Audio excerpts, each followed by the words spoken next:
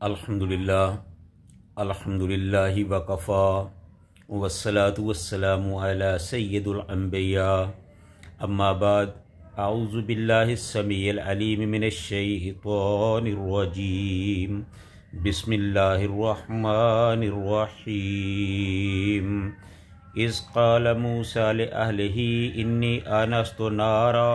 سآتیکم منہا بخبر او آتیکم بشہاب قبس لعلکم تصطلون صدق اللہ العظیم۔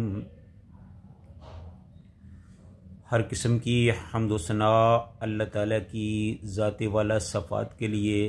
جو سارے جہانوں کا خالق و مالک اور پروردگار ہے،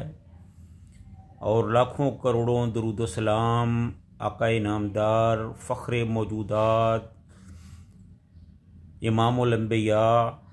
امام الحرمین خواجہ بدر خنین سید الثقلین جد الحسن والحسین زینت کعبہ حضرت محمد الرسول اللہ صلی اللہ علیہ وآلہ وسلم پر۔ جیسا کہ آپ جانتے ہیں کہ اللہ کی فضل و رحمت سے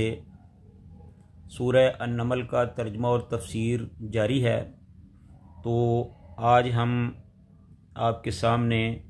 سورہ نمل کی آیت نمبر 7 اس کا ترجمہ اور تفسیر جو ہے وہ بیان کریں گے۔ قبل اس کے کہ ہم اپنی گفتگو کا آغاز کریں، میں آپ سے یہ کہنا ضروری سمجھتا ہوں کہ آپ ہماری اس گفتگو کو خود بھی سنا کریں اور اپنے دوست و احباب کو شیئر بھی کیا کریں، تاکہ اللہ کے دین کی باتیں قرآن پاک کو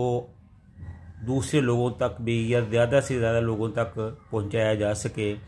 شاید آپ کی یہ کوشش آپ کے لیے اور ہمارے لیے اخروی نجات کا سبب بن سکے۔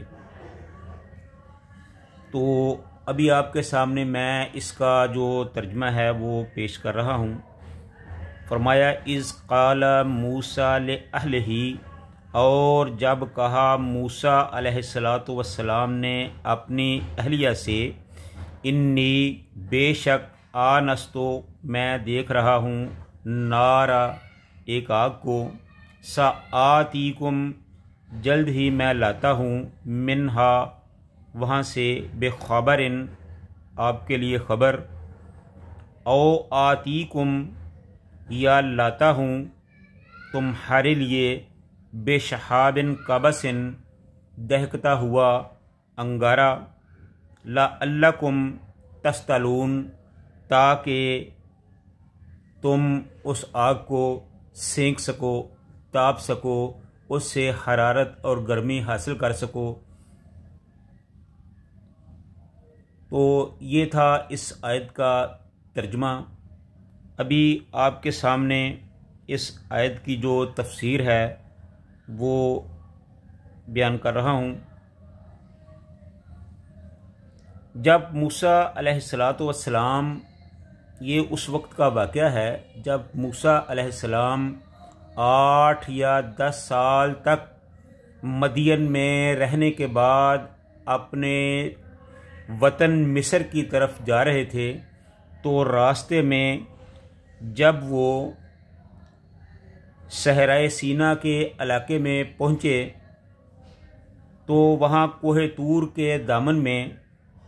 ان کو ایک آگ جو تھی وہ جلتی ہوئی نظر آئی۔ ہوا دراصل کچھ اس طرح تھا کہ حضرت موسیٰ علیہ السلام راستہ بھول گئے، رات کا وقت تھا، رات بھی بہت اندھیری تھی، سردیوں کا موسم تھا، سخت سردی کا عالم تھا۔ موسیٰ علیہ السلام وہاں پریشان ہوئے، تو حضرت موسیٰ علیہ السلام نے اپنی اہلیہ سے کہا کہ آپ یہاں بیٹھیں، مجھے وہ دور کہیں سے آگ نظر آ رہی ہے، میں وہاں جاتا ہوں، یا تو وہاں سے کوئی خبر لے آتا ہوں یا وہاں سے کچھ آگ لے آتا ہوں جسے تم سینک سکو، تاپ سکو۔ اصل میں اس وقت یہ رواج تھا کہ پہاڑوں پر کہیں دور آگ جلائی جاتی تھی تاکہ اگر کوئی مسافر راستہ بھول گیا ہو یا کوئی سردی کی وجہ سے پریشان ہو تو وہ ادھر آئے اور ایک تو وہاں انہیں راستے کے بارے میں معلومات مل سکے اور دوسرا وہ وہاں آگ سے فائدہ اٹھا سکے۔ تو حضرت موسیٰ علیہ السلام نے بھی اپنی اہلیہ سے یہی کہا کہ تم یہاں رکو اور میں وہاں جاتا ہوں، اور ظاہر ہے کہ وہاں جو آگ جل رہی ہے اسے کوئی جلانے والا بھی ہوگا، تو میں وہاں جاتا ہوں اور وہاں سے اس علاقے کے بارے میں معلومات لیتا ہوں، راستے کا پتہ کرتا ہوں، اور یہ بھی پتہ کرتا ہوں کہ آگے پیچھے یہاں کون سی بستی ہے، اور وہاں سے کچھ معلومات جو ہیں وہ مل جائیں تو ہمارے جو سفر ہے اس کے لیے کوئی آسانی پیدا ہو جائے۔ تو حضرت موسیٰ علیہ السلام جو تھے ان کو یہ کہہ کر آگ کی طرف چل پڑے۔ تو لعلکم تستلون، تاکہ اس آگ کو تم سینک سکو، اس آگ سے تم گرمی اور حرارت حاصل کر سکو اور سردی سے بچا جا سکے۔ تو اس وقت جو حضرت موسیٰ علیہ السلام کے ساتھ ان کی اہلیہ تھی وہ حضرت شعیب علیہ السلام کی بیٹی تھی جو مدین میں رہتے تھے۔ تو حضرت موسیٰ علیہ السلام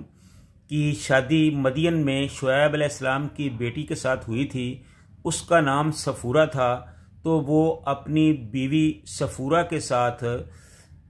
مدین سے مصر کی طرف جا رہے تھے، تو راستے میں یہ واقعہ پیش آیا۔ اس کو اس زمانے میں تو صحرائے سینا یا سینا کے نام سے یاد کیا جاتا ہے۔ جب قرآن پاک کا نزول ہوا تو اس وقت اس کو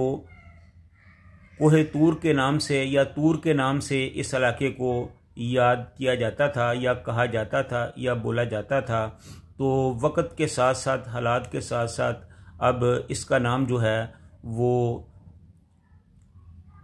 صحرائے سینا جو ہے وہ پڑ گیا ہے، اس کو صحرائے سینا کہا جاتا ہے۔ صحرا کہتے ہیں ریگستان کو، چونکہ وہ ایک بہت بڑا صحرا ہے تو اس لیے اس کو صحرائے سینا کہا جاتا ہے۔ تو اسی علاقے میں یہ طور کا جو پہاڑ تھا یہ واقعہ تھا، اور اس کے ساتھ ساتھ جو بستیاں تھیں ان کو سینا کے نام سے کہا جاتا تھا، اور جو صحرا تھا اس کو صحرائے سینا کہا جاتا تھا۔ تو یہ ان کے بارے میں کچھ معلومات تھی جو آپ کی خدمت میں بیان کر دی ہیں۔ اس کے بعد جب موسیٰ علیہ السلام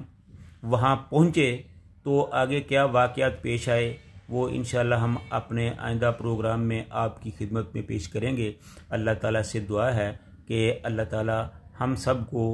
حق اور سچ بیان کرنے کی توفیق عطا فرمائے، اور حق اور سچ کو سن کر صحیح معنوں میں اس کو سمجھ کر اس پر عمل کرنے کی توفیق عطا فرمائے۔ وما علینا الا البلاغ المبین۔